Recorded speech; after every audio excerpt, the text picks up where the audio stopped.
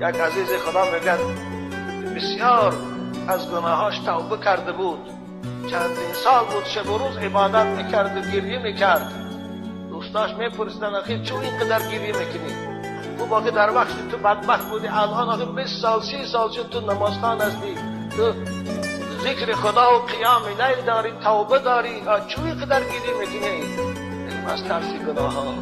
آخر گناه ها رو خدا گذاشت، خدا خود وعده کرده است که من بندم پشیمان شه و هستید توبه کنه من گناهش میگذارم.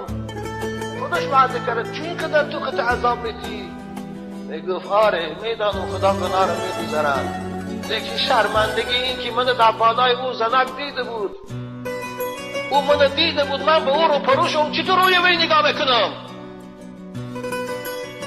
آیا زناگارا، آیا عرقخورا، خدا شما رو میبیند اگر رو پرو به خدا میگی در مرافعی زودی باید تو رو که دیده بود در بالای این مرد فاحشه، در بالای این زن فاحشه، چطور روی او رو نگاه میکنی؟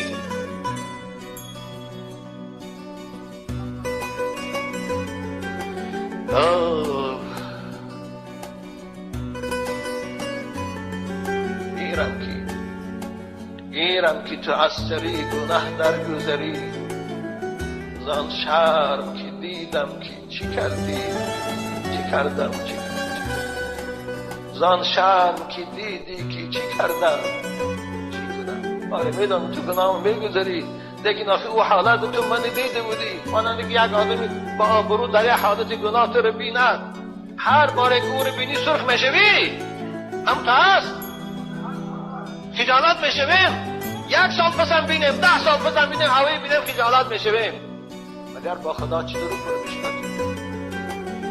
امروز میفهمم زنهای خانشین، زنهای قشلاقی که شوهر دارن، فاحشگی رو براشان کسب کردیان، منبع درآمد کردیان، منبع راحت کردیان. سحر سمکش میگیرد، تلفنش در گوشش بر پدری کسی لعنت که این تلفن‌ها رو برآورد، خداوند الهی فقیر کند و سخت‌ترین حالت جزاش دید.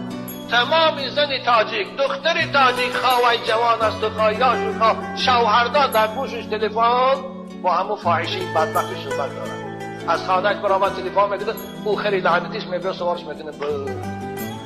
اشتراک داری که آمریکا یک عیب و شرم بود، احتیاط کرده میاد یک جای بجایی با ما میخوردن. امروز دیگر نه شرم است و نه احتیاج است.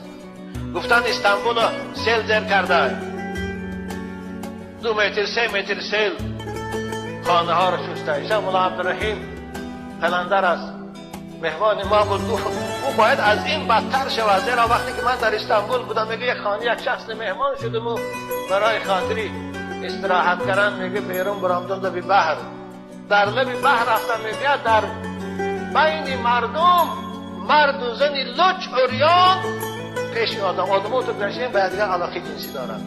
باید او از این بدتر میشین استانبول، باید فرو میرفت. من برای رفیقام گفتم که بیای رویم دال این بحر همه رو فرو میبرد. خداوند هست تا بنده از خود نگذارد خدا عذاب نمی کند. و ما كنا مهلك القرى الا و اهلها ظالمون. خدا میگه من اهل شهرها را هلاک میکنم که اونها از حد میگذارند. قرآن سخنش است. فاحشه ها ظاهر چی نگیره. دوشنبه رو نگاه کن، خدای قادر است ورزا با جمع میکنه یا باره سرش میدیه.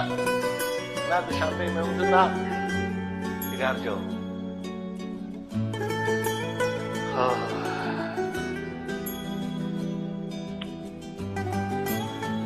برادر عزیز، من به جای تو میشدم عصبی نمیشدم. خوب شاید تو به خاطر خدمتای کردگی یا به خاطر شرم داشتگی عصبی شدی.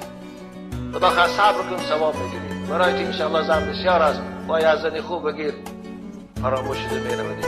اما وای به این جوان و وای به این همسر.